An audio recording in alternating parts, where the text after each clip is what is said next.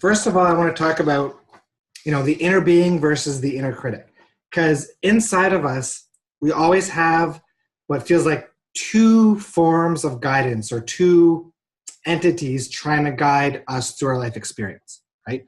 One is our inner critic, right? Which we're all familiar with, right? The ego. And the other is our inner being, right? Inner being, maybe you call it your soul. It's what's more tied to the non-physical.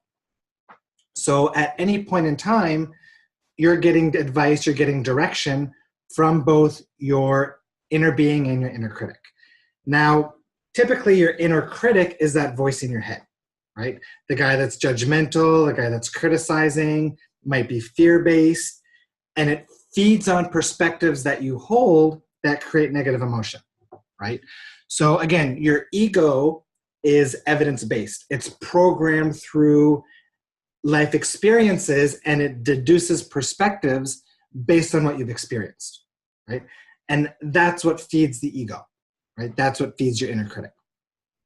Now, your inner being, on the other hand, that's what's connected to source, right? That's what's all-seeing, right?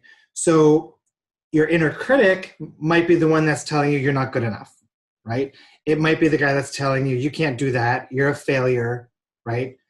It's the one that creates the fears. Your inner being, on the other hand, because it's connected from the source, it's authentic, right? It knows your path, right? It's always there supporting you. It's always there loving you. It's always there guiding you down your path of least resistance, right? It's fully aware of that path, aware of the best possible route from where you are to where you want to be, right? So essentially, right, that's who you want to be listening to, right?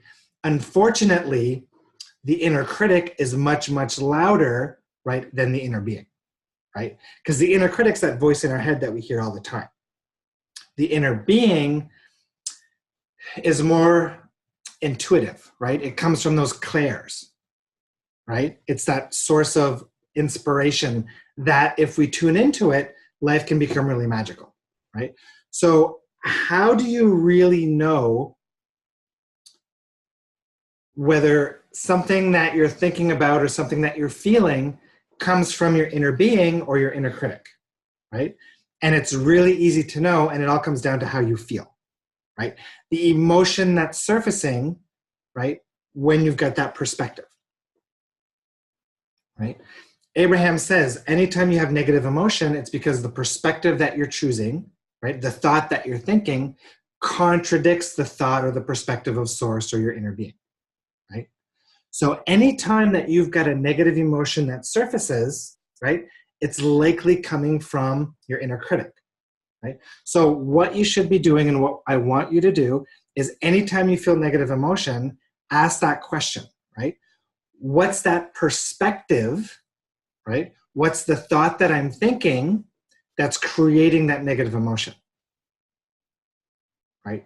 See if you can identify your thought pattern. It might be that I'm not good enough. It might be that I can't do that. It might be that I failed, right? Which are all inner critic, right?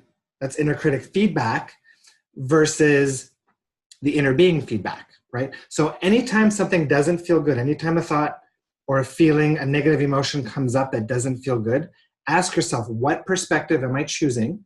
What perspective do I have that's creating that negative emotion?